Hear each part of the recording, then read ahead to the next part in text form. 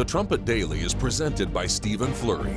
The program analyzes world news and history from a distinct perspective and compares current events to prophecies found in the Bible.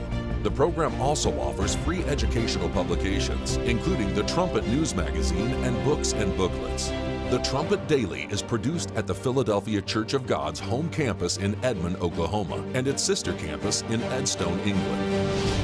More information is available at thetrumpet.com.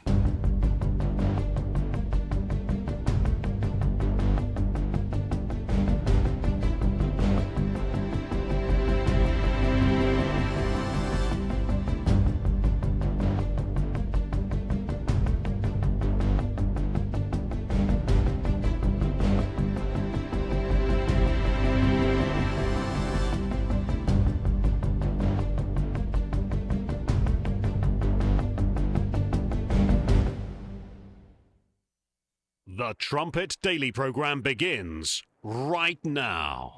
Today's world news, what it means, where it's taking us. I bring you the one and only possible message of world peace. This is a message of hope, tremendous hope. And he said unto me, you must prophesy again. The Trumpet Daily program begins right now. As our victory showed, the entire nation is rapidly unifying behind our agenda with dramatic increases in support from virtually every element of our society, young and old, men and women, African Americans, Hispanic Americans, Asian Americans, urban, suburban, rural, and very importantly, we had a powerful win in all 7 swing states, and the popular vote, we won by millions of people. National unity is now returning to America, and confidence and pride is soaring like never before. It is the determination of the Bulletin's Science and Security Board that humanity has not made sufficient progress on the existential risks that endanger us all. We thus move the clock forward. The doomsday clock is a tool for communicating how close we are to destroying the world with technologies of our own making. The risks we face from nuclear weapons, climate change, and disruptive technologies are all growing. Every second counts, and we are running out of time. It is a hard truth, but this is our reality.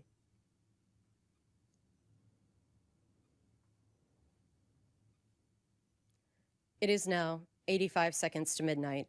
This is the closest the world has ever been to midnight.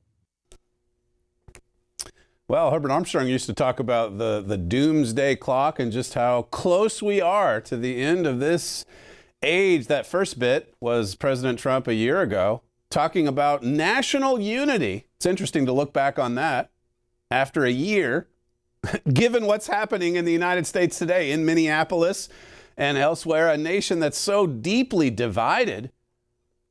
And yet all the talk in the world about unity and peace and so on. We know what's about to happen. I understand that what are they called? The Bulletin of Atomic Scientists. So many of them are probably woke leftists. And people haven't, when they talk about the economy crashing because Trump's in there, we'll get to that in just a bit.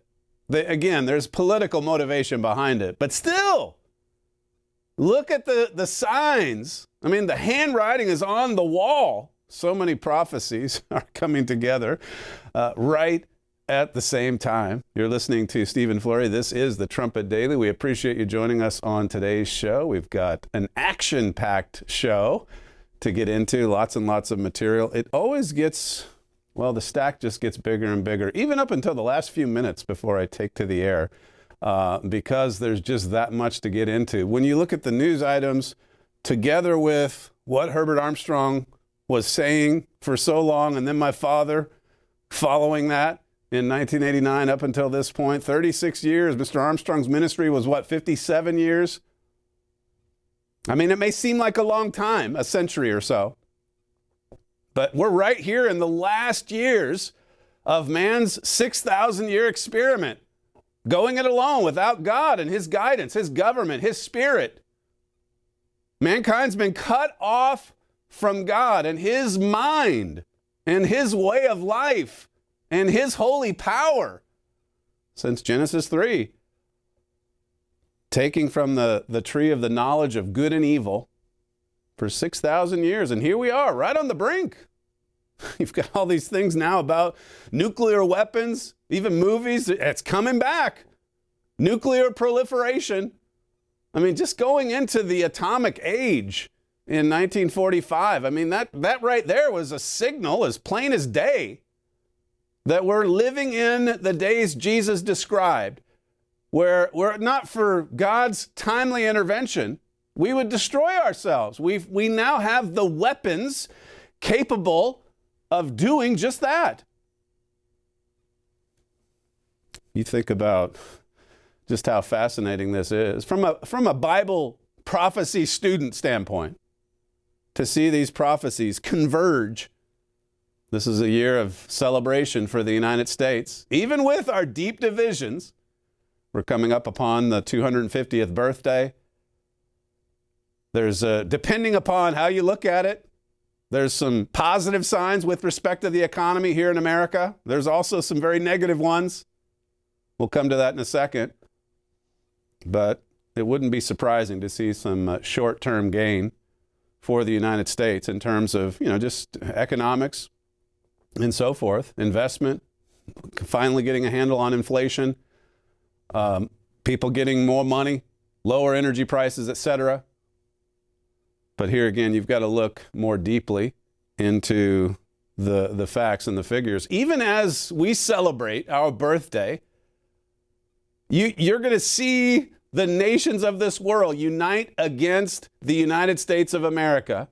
I mean, that's happening plain as day.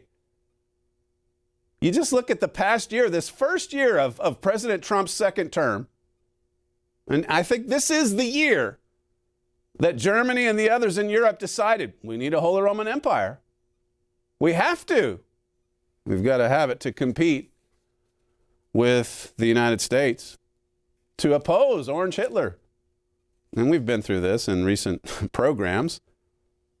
Mr. Armstrong, I'll read a little bit from it in just a minute. He talked back in 1985. This was just less than a year before he died. He talked about how it seemed that God was just delaying the formation of the Holy Roman Empire.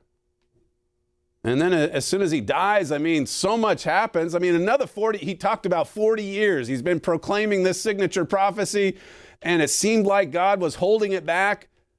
And then as soon as he dies, you look at the wall comes down, the Soviet Union collapses. So many things happening with respect to the formation of the European Union. And of course, over time, they gained economic union. Not the strongest political or government union just yet. That's coming. And then now the rush to build the military. Reuters says this: Germany pushes for two-speed Europe with a new bloc of 6 leading economies. So we need 2 tiers here, or a 2-tiered Europe. We need a core. And right now they're talking about 6 nations. But how soon before we hear that it's 10? Germany will push for a 2-speed European Union to break decision-making inertia in the 27-member bloc and galvanize its economies, calling for a core group of member states to move ahead on key policies to make Europe stronger and more independent. Well, that's what we heard at Davos. We know the plan. They're not concealing it anymore. And now they're going forward. Now is the time for Europe, a Europe of 2 speeds. This is from the German finance minister. Finance ministers from Germany and France want to strengthen competitiveness within the EU by introducing a new format of the bloc's 6 leading economies. So in the article, it lists Germany, France, Poland, Spain, Italy, and the Netherlands. That's in the Reuters article just today. Now, you look back, you want to hear tomorrow's news today, look back at the July 2023 Trumpet. And my father in that issue had an article, 10 Kings of the New Holy Roman Empire Rising Now. You see the issue there on the screen.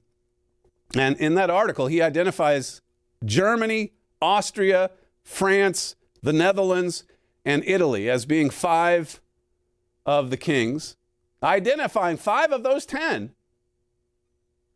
Poland and Spain are mentioned in the Reuters article, but it has Germany, France, Italy, and the Netherlands. I mean, it's taking shape. It's happening just as is prophesied.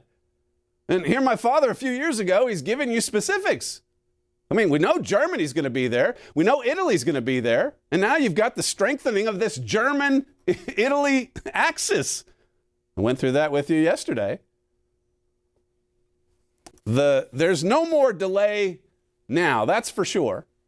Now, as my father said back, in the 1990s, when we hit 1989, the start of the PCG, I mean, we entered into a time of no more delay, Revelation 10 and verse 6. And you just step back and look at the bigger picture and you see how things really did accelerate as soon as Mr. Armstrong died. But now, I mean, we're on like fast forward. And who would have ever thought that one of the signature prophecies of my father's, Jeroboam and his return and the American resurgence, who would have thought that Jeroboam would be the catalyst of so many of these fast forward prophecies being developed? Whether it's the Holy Roman Empire or whatever it is, this is going back to 1985. Mr. Armstrong said, thus, Europe was divided right down the middle. This is, again, tomorrow's news today wasn't just from that article in 2023. This goes back to 1985. He talks about Europe being divided and the USSR, Soviet Union, and then dissatisfaction has been mounting in Europe. The Western nations of Europe are tired of being under the American umbrella. The Eastern Bloc of Europe has suffered increasingly in economy and insufficient technological progress. Now there's a growing talk about Germany being once again united in the fatherland. Now, he's writing this in 1985. This is over 40 years ago. He's talking about Germany reuniting. He's talking about the emergence of the Holy Roman Empire. It says, for more than 40 years now, the plain truth has been proclaiming an outstanding series of Bible prophecies of something due soon to occur in Europe that will change the world and shake up the lives of every one of us. He says Daniel's prophecy in chapter 2 pictures 10 nations in Europe in our time right now as the 10 toes on the 2 feet of the great symbolic image. He's talking about the Daniel 2 image. You'll have to look to some of our literature to get more on that. We brought this one up for you to consider today. Germany and the Holy Roman Empire. Wonderful little booklet that takes you right through each resurrection of the Holy Roman Empire. And the last one prophesied to have those 10 kings, Revelation 17 and verse 12, with one mind. Notice, we've got to do this. It's got to be two-tiered because there's too much inertia and too much squabbling and fighting. And one nation out of 27 can derail the whole agenda. So now they're wanting to whittle it down. They're talking about 6, but just wait until it ends up with 10. In some kind of formation, there's going to be 10 that emerge because that's what your Bible prophesies. We're just right. We're right here on the home stretch. You can see Europe now sprinting. They know they have to. They know they need an empire. They know they need a stronger union. They know they need just more unanimous consent because they've got to have that one mind.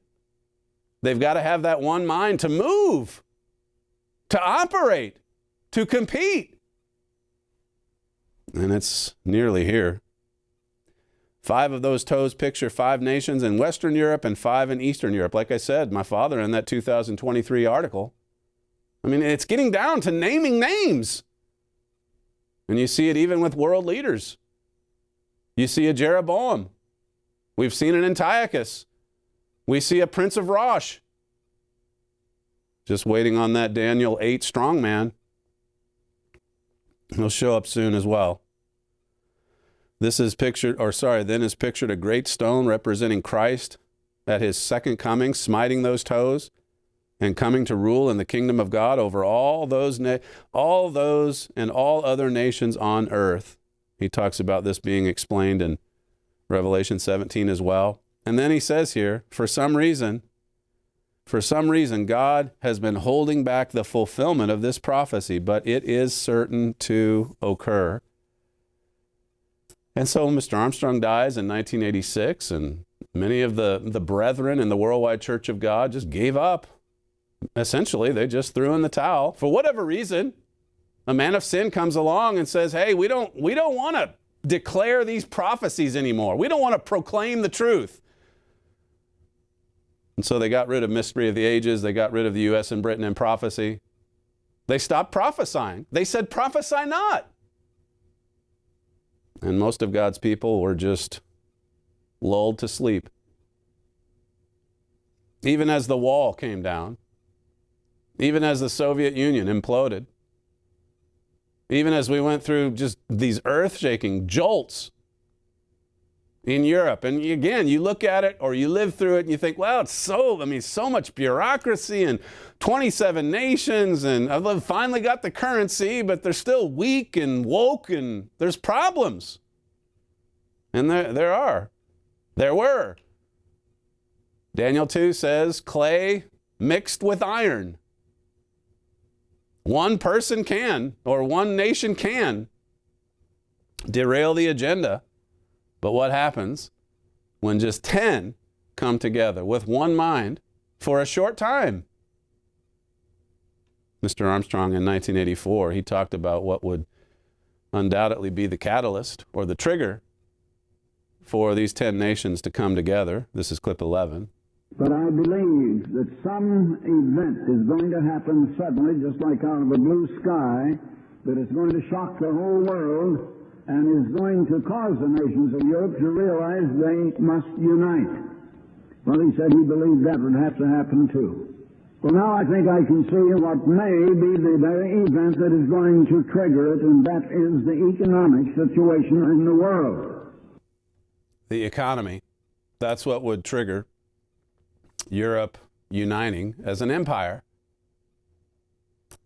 You look at some of the stories today, there's one at Politico. The dollar is sinking and Donald Trump thinks it's great. In case you haven't noticed, I think gold's up over $5,000 per ounce. Silver, last time I checked, $114. It wasn't that long ago. It was like $25 or $30. These are signs that the dollar is weak. And as Politico notes, and again, there's always an agenda behind these left-wing publications, but I'll play a clip later where it shows you that President Trump thinks it's great. And again, for a short time, it might be.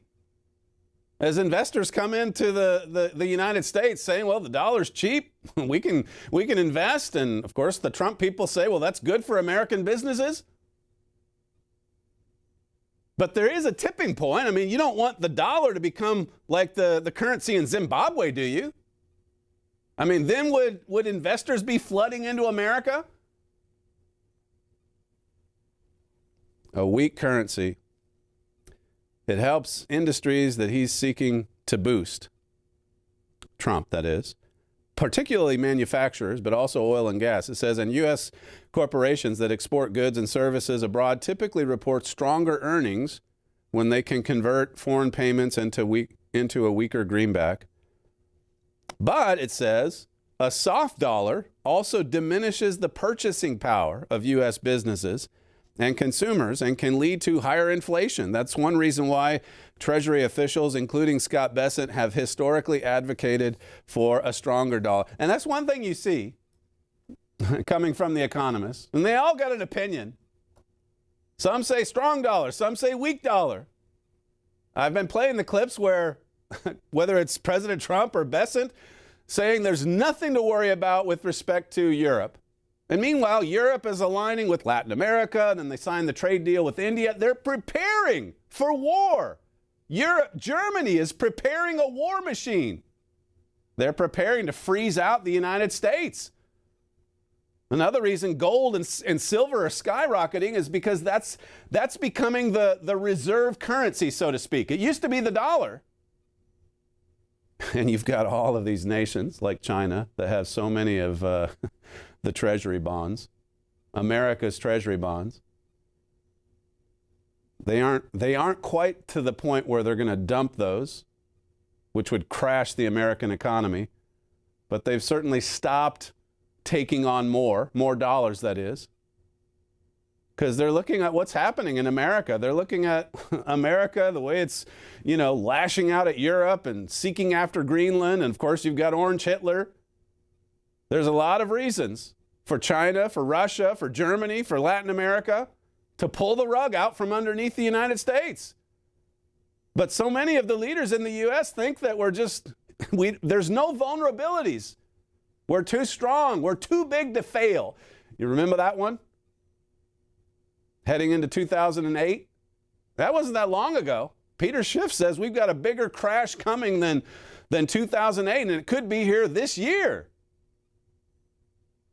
I'll play you the clips a little bit later. Here's one from Fox Business, clip 7. So we're in a boom, but the dollar's going down and gold is going up. I'm not sure I understand that. For months, China and its allies have been buying gold, and now, as of a couple of months ago, and for the first time ever, own more gold than they did U.S. Treasuries. So I think it's not necessarily they're dumping Treasuries, they're just not buying as many, not buying as much dollar material, if you will. I'm a little more sinister because I think China and their friends in the BRIC countries would like to damage the dollars as world reserve currency. So they stop buying our bonds and they're buying gold instead of dollars. What do you think? Larry, I think you're exactly right there. And as they make that swap, it's obviously reducing that demand for dollars. Those dollars are coming flooding back home here to the United States. And it's making the dollar weak. Is this good? Long term, is this good? The $38 trillion in debt, is that good long term? Politico says here, some of Trump's other advisors, including Stephen Moran, who's on leave from his role as the president's top economic advisor, argue that the dollar's strength in recent years has placed domestic businesses at a competitive disadvantage. So they want it weaker. Well, it's sinking, and fast. Trump's foreign policy agenda and repeated tariff threats, including his push to acquire Greenland, have amplified a sell America narrative. What happens when the sell America narrative sets in? The world is banding together. Yes, America is the lone superpower at the moment. But when it's a battle against the world, this is a battle America is going to lose. Play clip 3 also from Fox Business. Gold shimmering up to its highest close today in history at $5,079.90 per troy ounce, just a day after blasting through $5,100 an ounce. Investors have been piling into the safe haven trade for a year now. The run-up in precious metals has gotten added rocket fuel since President Trump announced his widespread tariffs back in April. The problem with the government is not that it might shut down, but that it's going to continue to operate. The U.S. government is the biggest reason that gold is at a new all-time record high. The dollar today, the dollar index is at a 4-year low. Against the Swiss franc, the U.S. dollar is at an all-time record low today. Consumer confidence just plunged to a 12-year low. And as you said, gold is at an all-time record high. So, Trump is trying to sell the U.S. economy as, the hottest in the world. But according to consumers and investors, it is the coldest in the world. Gold and silver are warning about a bigger crisis that's going to hit either later this year or maybe next year. We are headed for a U.S. dollar crisis. The U.S. dollar is weaker against all major currencies. In fact, it's hitting a 4-year low. Sometimes people say, well, you don't want too strong a dollar because that means, multinational companies here in the United States, their products become more expensive. So where's the sort of middle ground here? Yeah, well, it's actually weaker against the yuan, too, because the other currencies, the way your charts look, it's the other currencies going up, but then the yuan, it shows the dollar going down. Look, the dollar is weaker across the board. And this is a vote of no confidence in the U.S. economy, in the U.S. government's ability to manage its finances. The nail in the coffin was the big, beautiful bill, because before Trump was elected, there was actually some hope that the U.S. might actually, get a handle on spending and cut government spending. You had Elon Musk coming in with Doge, but unfortunately they ran him out of town because there's no stomach, even in the Republican Party, for cutting government spending. So the deficits are running out of control even more now than they were before. And now you have Trump antagonizing the world with tariffs that aren't really on the world. That's Peter Schiff there. I'll play another one from him in just a second. But you try to dig into how the economy works, whether the world economy or the U.S. economy. And again, everybody's going to have a different opinion. The simplicity of God's economy, based on the tithing system, based on staying out of debt, not borrowing. The principle of give, It's more blessed to give than to receive. Acts 20 and verse 35. There's a lot of bedrock principles on economy, the economy in the Bible, but man's rejected the Bible. And we've come up with our own systems. Again, this is the devil's world. The whole world is deceived. Revelation 12:9. And that includes all the economists and so on. They have propped up economies like a house of cards. And what will it take for leaders, as he mentioned there, politicians, to finally get a stomach for tightening our financial belts, for stopping the madness, for eliminating waste and fraud? I mean, look at the Somalia thing in Minnesota, which Tim Walz is happily, blotting out. He's just erasing it. It's not even in the narrative now. And what's replaced it? Well, a lot of other evil acts, division, strife. You've got, as I mentioned the other day, I don't have time to get to it today, the 36,000 Iranians that have been slaughtered in the latest uprising, just killed by the government. Tens of thousands. That's not going to concern, Steve Kerr or Wemby. They have these big statements about how horrific one act in Minnesota is or was. We're living in a world that it's gone mad. It's off the rails. We're building to an explosion. Germany is leading the way in opposition to the United States. All these alliances that are happening, all the talk now openly about just getting it down to a solid core that thinks the same way. And then just removing all the regulations, going into debt now so that they can build the war machine. It's happening. It's happening. And nobody's sounding the alarm. Well, except God's church. But outside of that, well, we've got our own problems. You're listening to them on these clips. The value of the dollar. I mean, we pulled away from the gold standard in 1971. We thought the almighty dollar would just last forever and ever and ever. We thought the dollar bill, the almighty greenback, would be like the gold standard forever and ever and ever. Listen to the way Deutsche Welle is reporting on this development. Clip 9. Central banks in major emerging economies, including Brazil, have been sharply increasing their gold reserves, pushing prices even higher. These countries are suffering greatly from a weaker dollar because of their trade with the US. Brazil is a good example.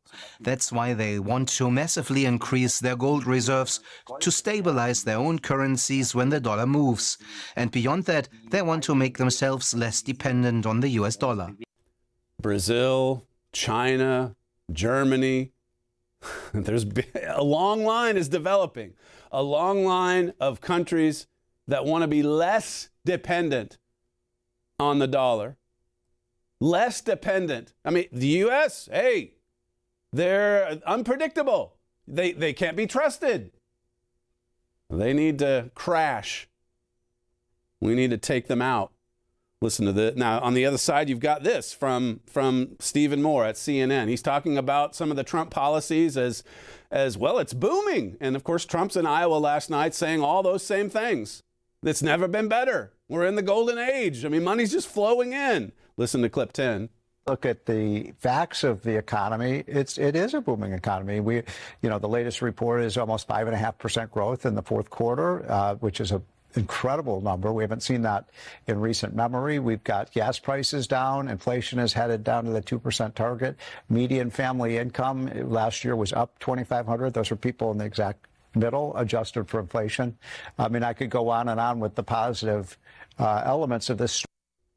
Positives and negatives. So, driven by political ideology, so many of these economists, so many of these commentators, everything is sort of seen through that prism. But the reality is, America's broke, and nobody has a stomach to reduce spending. So you've got the big, beautiful bill. I mean, you've got let's buy Greenland. Yeah, the party. It's America's birthday. Dollars plummeting, but who cares? This was President Trump. This is clip 4. He was in Iowa last night and asked about the devaluing of the dollar. Clip 4. A lot about, Mr. President, with the current value of the dollar. Do you think it's declined too much? No, I think it's great. I mean, the value of the dollar. Look at the business we're doing. You know, dollar's doing great. You want to see it decline? You know, it's very interesting. If you look at China and Japan, I used to fight like with them because they always wanted to devalue their yen. You know that? The yen and the yuan. And they'd always want to devalue it. They devalue. And I said, not fair that you devalue because it's hard to compete when they devalue. But they always fought, no, our dollars. You talked a lot about. What an interesting response. Even leaving aside the fact, oh, the dollar's doing great. I love it. I love the fact that the value is plummeting. But then he says, look, I used to get on China and Japan for devaluing their currency because it made it unfair for other countries that wanted to trade and so on. So now the U.S. is doing it. I mean, that's kind of what he's implying. Maybe he thinks it's just happening kind of randomly. Earth-shaking jolts. That's what we're experiencing. And again, you can step back and say, well, you know, for 40 years, Mr. Armstrong said this, for 40 years, we've been talking about this signature prophecy. For some reason, God held it back. It's certainly not being held back now. Certainly not. Listen to President Trump's interview with Maria Bartiromo. This is clip 8. So what should we expect from the European countries? I mean, they've got this EU anti-coercion instrument that would be, you know, services, impacting our services, as you said. And then the Danish pension fund said that they're going to exit U.S. treasuries, $100 million treasuries at the end of December. European countries hold trillions of stocks and bonds from the U.S. Do you worry that they would start selling those in retaliation? If they do, they do. But, you know, if that would happen, there would be a big retaliation on our part. And we have all the cards. So much confidence. As I said the other day, pride comes before the fall. She said there at the last, do you worry that they would start selling those treasuries, that is? He said, before he went into his comment, he said, no, if they do, there's retaliation. We hold all the cards. We're stronger than ever. Nobody's going to mess with the United States. Nobody's going to align against us in opposition to our policies, our agenda. Nobody can stop us. Deuteronomy 28 and verse 12. This is when you're pleasing God. When you're obeying God, it says, the Lord shall open unto you his good treasure, the heaven to give the rain unto the land in his season, and to bless all the work of your hand. And you shall lend unto many nations, and you shall not borrow. Borrowing's a curse. Being $38 trillion in debt is a curse. Having a worthless currency is a curse. So what does that mean? Well, if you keep reading in that same chapter, Deuteronomy 28, it's the blessings and cursings chapter. It says in verse 43, the stranger that is within you shall get up above you very high, and you shall come down very low. Verse 44, he shall lend to you, and you shall not lend to him. He shall be the head, and you shall be the tail. What that's saying is, the lenders have some leverage, whether they're European countries or China or Japan. It would crash the economy if they flooded the market with worthless dollars. We're reaching a tipping point, and it's coming fast, the crash. This is Peter Schiff. He made some of these remarks in that previous clip we played, but here's another one from Fox News, clip 6. And the world is now pulling the rug out from under the U.S. The dollar is going to collapse. The dollar is going to be replaced by gold. Central banks are buying gold to back up their currencies. They're getting rid of dollars. They're getting rid of treasuries. We are headed for an economic crisis, again, that will make the 2008 financial crisis look like a Sunday school picnic. The biggest difference between the crisis that we're about to have and the one we had back then is this one is all in America. It's not going to be exported to the rest of the world. It's not a global financial crisis. It's an American financial crisis. Wow. I mean, that's Peter Schiff. 2008. I mean, the whole world was drawn into that one. What kind of world would it be if it was concentrated on America? America's collapse, America's crash. And then what do you, all of this war of words, what do you think that would, how do you think Germany, China, Russia, how do you think that they would react to that? All of a sudden, America's economy has crashed. It's happening pretty fast. What a time to be so grossly overconfident, to be so filled with pride. You know, that's one thing in that statement from President Trump a year ago, where he said, we've never been more unified and we're coming together and we won all the swing states and the popular vote by a landslide. And then right at the end, if you remember, he said, and we're a nation full of pride. Well, that part I agree with. Of course, he's talking about having a pride in your power and patriotism and so on. Pride comes before the fall. And Mr. Armstrong said in the U.S. and Britain in prophecy, I mean, the higher up you go, the harder the crash.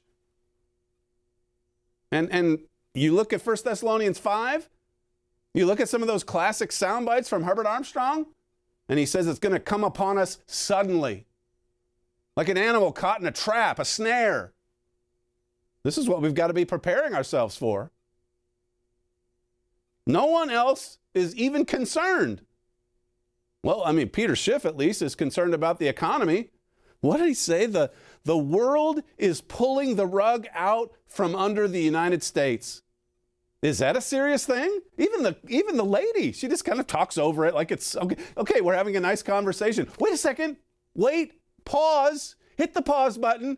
The world is pulling the rug out from the United States. The gold or silver, the skyrocketing cost for gold and silver, it shows that the world's pulling the rug out from under us. It's now the gold standard or the gold reserves. That's the reserve currency. Because countries, and again, there's built-in hostility toward America, pulling the rug out and so on. But, you know, every nation is in it for himself or themselves. They want security. And they know that with an ounce of gold, at least you've got something of substance. What they don't know, as the prophecies inform, is that there's coming a time when people are going to cast gold coins into the streets. And it's every man for himself. Great tribulation. This is where we're headed. Jesus said so in Matthew 24. Nothing I say should be shocking. Just read Matthew 24. Read the whole Olivet prophecy and see what's prophesied for the last days. I mean, you look at no more delay. Look at what happened to God's church in just a matter of 6-7 years. You totally could not even identify it as a church of God anymore. That's how swift the destruction came. 130, 40,000 people attending the Worldwide Church of God, $200 million annual income, mystery of the ages going out, millions of them. Same with U.S. and Britain in prophecy. And within a few short years, it was totally destroyed. God raised it back up. He raised the ruins through this little church. But here today, I mean, it's just a small number, a little flock. It's a small work in some respects. In a lot of respects, I suppose. But one that's about to get a lot of attention. Because, like Ezekiel 33 says, when it's finally upon us, then they're going to know. Then they're going to know there was a prophet. Then they're going to know there was a work. God's work, sounding the alarm. This is what Mr. Armstrong wrote back in 1956. Is this worth going through? I mean, an article that's 70 years old? Seriously? Well, the Bible's 2,000 years old. In some cases, 3,000 years old. What about that? 4,000. Moses, I forget the exact years for Moses and the Israelites, but it was written and recorded a long time ago. Mr. Armstrong says, as God prophesied of some of our peoples, we profess godliness and Christianity. As you read in Isaiah, well, let me just read it to you. I think it's in my notes later. Isaiah 40, I read it in class today. Wonderful verse. Isaiah 48, verse 1. Hear you this, O house of Jacob, which are called by the name of Israel, and are come forth out of the waters of Judah, which swear by the name of the Lord. Wow. Swear by the name of God, and make mention of the God of Israel. Talk about God all the time. But not in truth, nor in righteousness. You see, fake religion. Fake religion. Lots of talk about God, the name of God, making mention of him, swearing by his name, but it's not based or grounded in truth or righteousness. It's not true religion. Listen to this. This was in Iowa, I believe, a restaurant in Iowa last night. President Trump talking to some of the patrons there. Clip 2. Can I pray for you real quick? Absolutely. Come on. All right. Lord God, give you thanks for this president, Lord. Thank you for animal protection. Yes. We pray for continued wisdom. We pray for discernment. We pray for hope. We pray for more peace, Lord. And we just pray for just protection against the world, the devil, the flesh, and all principalities, Lord. Thanks for giving you thanks. Amen. Amen. Praise God. Thanks, strong. Praise God. Prayer right there in the restaurant with the President of the United States. He prayed for continued wisdom. He prayed for President Trump to have discernment. And he prayed, the individual there that did, he prayed for more peace, because peace is breaking out everywhere. Lots of prayers, lots of calling upon God's name. I'm sure these people are sincere. I mean, the ones in Isaiah 48:1 are sincere. They're talking about God. They're swearing by his name. But is it grounded in the truth? Is it based on God's righteousness, God's perspective, God's view, God's mindset? Because that's the only thing that makes it true religion. Look at what Jesus encountered in Mark 7. I'll just read this to you. Mark 7. It's a great chapter, by the way. The start of the chapter, the Pharisees were beside themselves. They couldn't understand why the disciples weren't washing their hands and their elbows and their arms before that, not just before meals. I mean, before sitting down at the desk. I mean, they were just so into their traditions, making sure everything's clean on the outside, like a whited sepulcher. And what did Jesus tell them? You men are filthy on the inside. Why don't you clean up your hearts? Mark 7, verse 6, he answered and said to them, well has Isaiah prophesied of you hypocrites, as it is written, this people honors me with their lips, but their heart is far from me. You mean Jesus Christ? I just read to you Isaiah 48 and verse 1. You mean Christ is telling these Pharisees that what Isaiah the prophet wrote actually it's not just about ancient Israel or ancient Judah. Christ is saying he prophesied of what you individuals are doing right now in the first century. I mean, that just tells you that those prophetic works, they're not just history books. They don't just apply to ancient Israel going into captivity, Assyrian captivity. Prophecy is dual. Those prophets of God had a message that was more for this time than it was for that time or the first century or any time in between. Mr. Armstrong used to say, A third of the Bible is prophecy, and 90% of it is for today. The last days, people that honor God with their lips, but their heart is far from me. Do you think that's going on today? I mean, if it was going on in the first century, if it happened with ancient Israel, could it possibly happen in our time? Honoring God with our lips, paying lip service to religion, to the Bible, to God's name, maybe swearing in his name.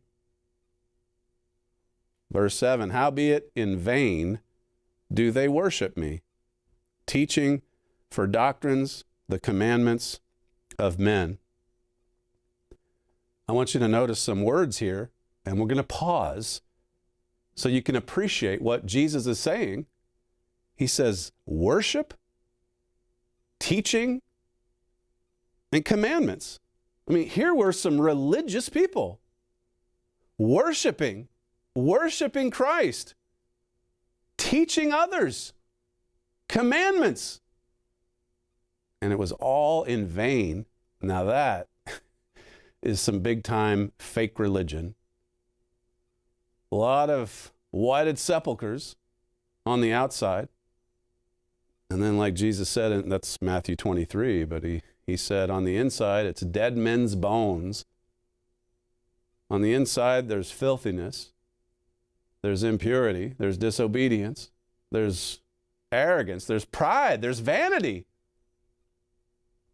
Worshipping traditions, human traditions, putting that even ahead of God's truth, God's righteousness. Notice verse 8. It says, Mark 7, for laying aside the commandment of God, you hold the tradition of men as the washing of pots and cups and many other such like things you do.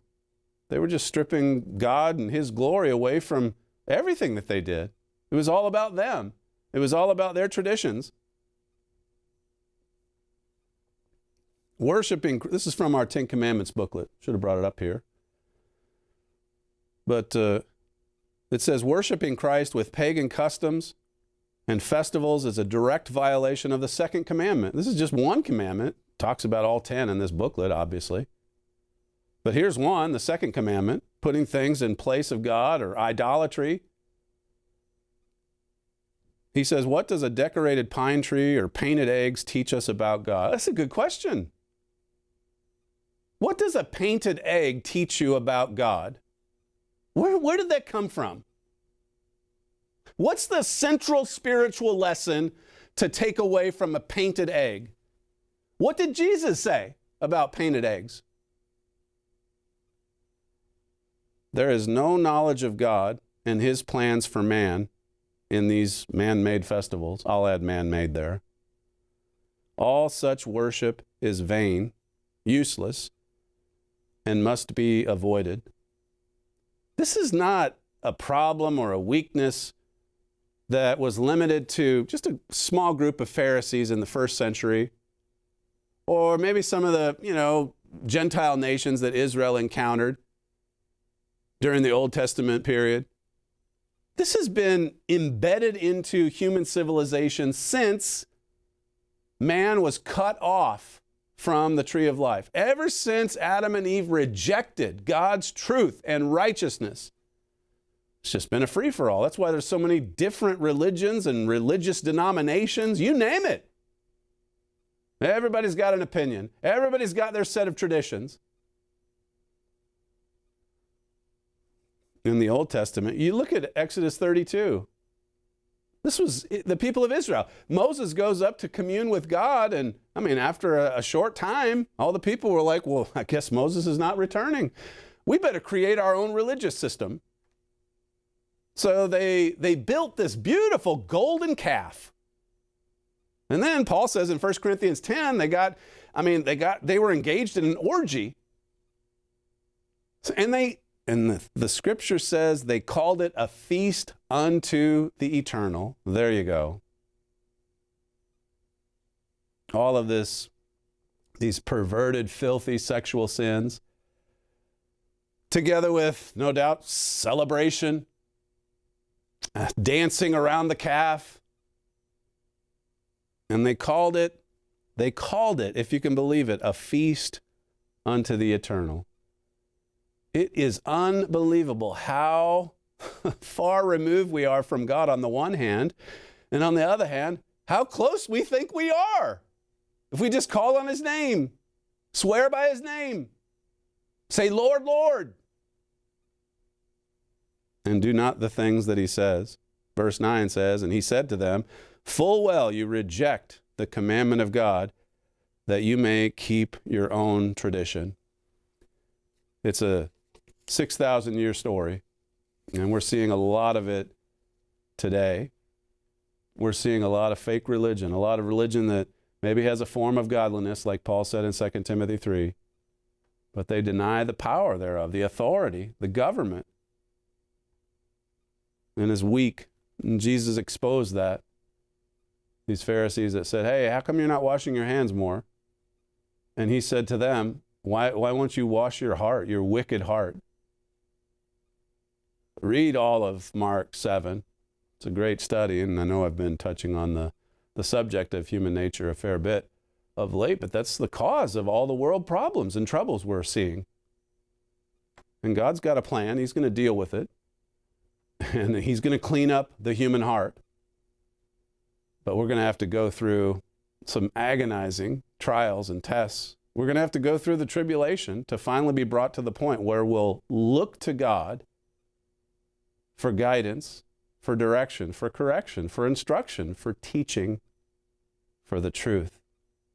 We're going to save the last 3 minutes. I have been negligent on filming the birds outside my house. Honestly, I've been negligent filling up the bird feeders. But Jesse in our control room, he has not been. He's been filling up his feeders, and he's being the great videographer that he is. He's got 3 minutes of birds in the most recent snowstorm that rolled right through central Oklahoma over the weekend. So we'll finish today's show with some really gorgeous imagery. You're listening to Stephen Flurry, and this is the Trumpet Daily. We appreciate you joining us on today's show, and we'll see you tomorrow.